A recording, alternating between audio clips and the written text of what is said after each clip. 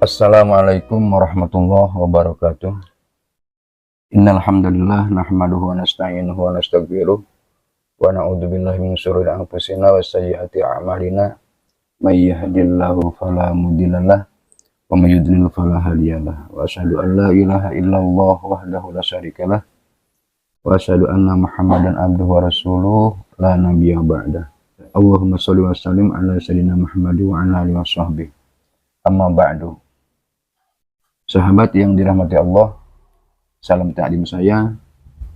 Alhamdulillah bisa berjumpa kembali bersama saya di Manhaj Syifa dalam dalam kegiatan silaturahmi yang dirangkai dengan berbagai macam obrolan. Semoga kegiatan ini ada dalam ridha Allah Subhanahu wa taala agar senantiasa menjadi amal soleh bagi kita semua, serta semoga kita selalu diberikan kesehatan, hidayah dan taufiknya, dan berada dalam naungan ridho dan rahmatnya. Amin ya Allah ya rabbal alamin.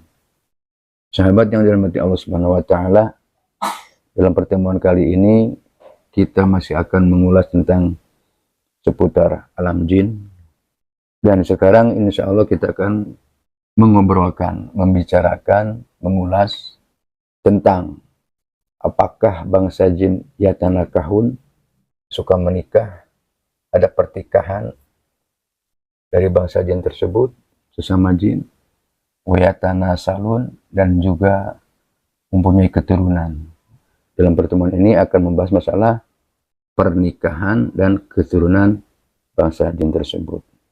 Dalam salah satu firman Allah Subhanahu wa taala dalam Al-Qur'an, Allah berfirman, Bismillahirrahmanirrahim.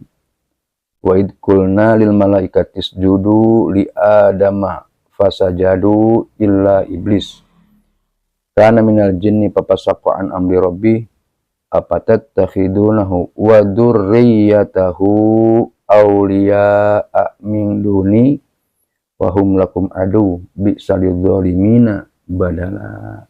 Wallahu a'lam bishawab. Di dalam makna yang terkandung dalam ayat ini ada jawaban dari pertanyaan tadi, yakni di dalam kalimat afatattakhidunahu wa dzurriyyatahu. Ya wallahu alam bimuradi. Wa dzurriyyatahu. Apakah kamu semua akan menjadikan iblis, jin dan golongannya dijadikan sebagai aulia, sebagai penolong kamu selain daripada aku, wa dzurriyyatahu, dan keturunan-keturunannya. Ini adalah larangan dari Allah Subhanahu wa taala bagi kita semua agar tidak menjadikan iblis, jin dan golongannya sebagai pelindung selain daripada Allah Subhanahu wa taala. Afatattakhidunahu wa dzurriyyatahu, dan keturunan-keturunannya awliya'a min duni. Nah, dari dalil ini jelas bahwa ternyata bangsa jin juga mempunyai anak keturunan seperti kita, berarti ya, wa dzurriyyatahu.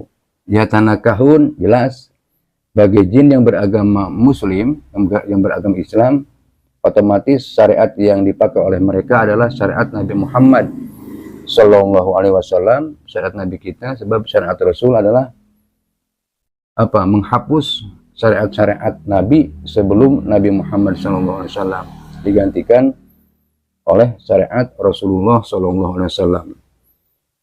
Di dalam syariat Nabi Muhammad yang kita jalan ini adalah ada apa?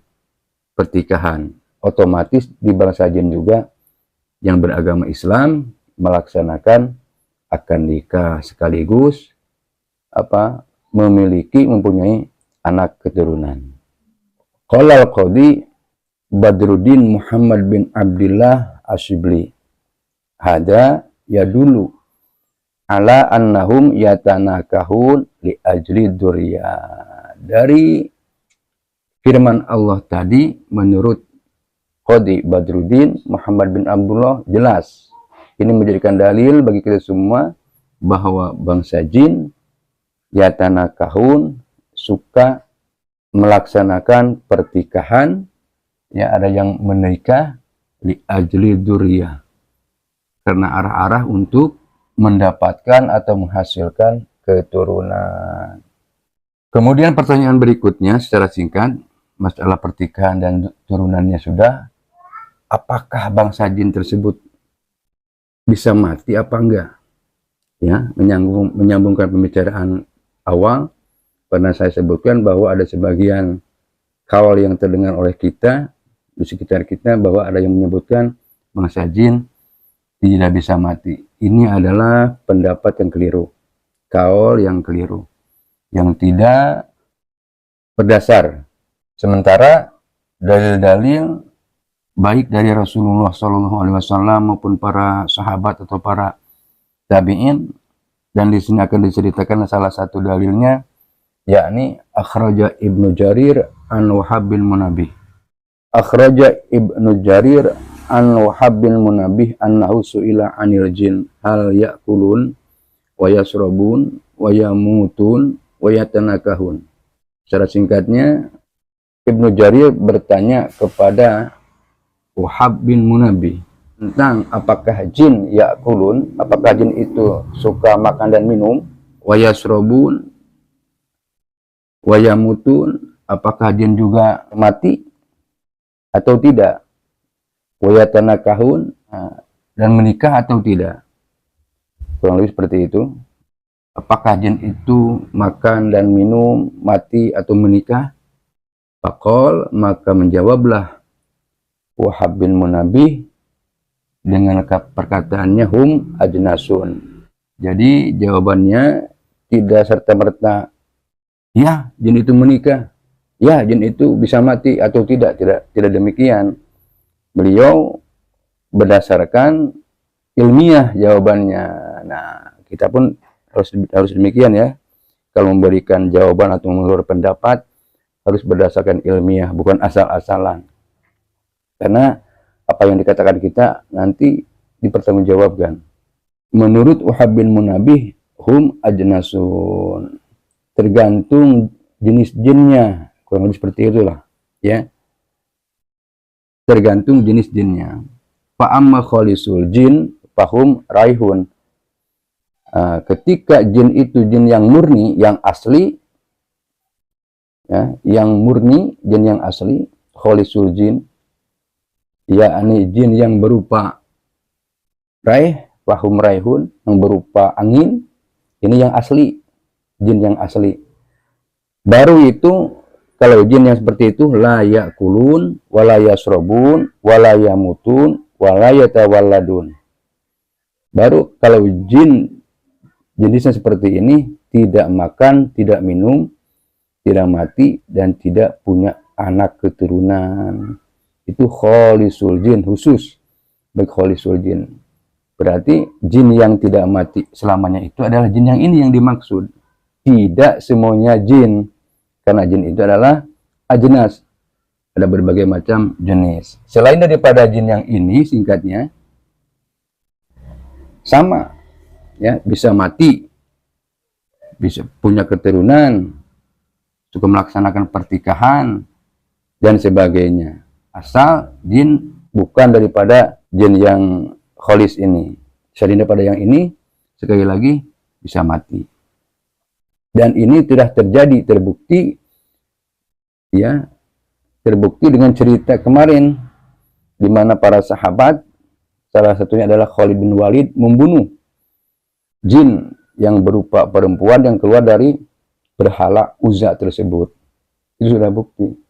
Kedua, sahabat yang bernama Ammar bin Yasir, kalau nggak salah Ammar bin Yasir sama, ketika dia hendak mengambil air wudhu di sumur, tiba-tiba diganggu oleh makhluk, ya, tiba-tiba ada makhluk, sesosok makhluk yang mengganggu, yang menghalang-halangi dia untuk berwudhu, akhirnya bertarung, dan makhluk tersebut terbunuh juga.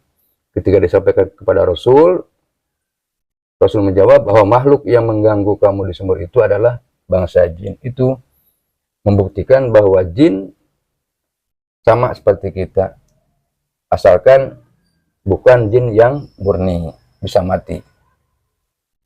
Bahkan banyak cerita-cerita para aulia Ya, para aulia mungkin kita pernah mendengar salah satu muridnya Tuan Guru Syekh Abdul Qadir Jailani, salah satu muridnya ada yang membunuh anak raja jin yang berupa ular. Itu membuktikan bahwa bangsa jin tidak kekal, ya. Tidak semua bangsa jin hidupnya kekal, alias bisa mati. Intinya selain daripada jin yang asli tadi, yang kholis tadi, otomatis minhum ya'kulun wa yashrabun wa yamutun wa yatanakahun. Itulah jawaban daripada pertanyaan apakah jin itu makan, minum, menikah, atau bisa mati atau tidaknya. Jawabannya kita ambil salah satu daripada Wahab bin Munabbih. Semoga bermanfaat. Demikian, cukup sekian yang bisa saya sampaikan dalam pertemuan kali ini. Mohon maaf atas segala kehilafan dan kekurangan. Wassalamualaikum warahmatullahi wabarakatuh.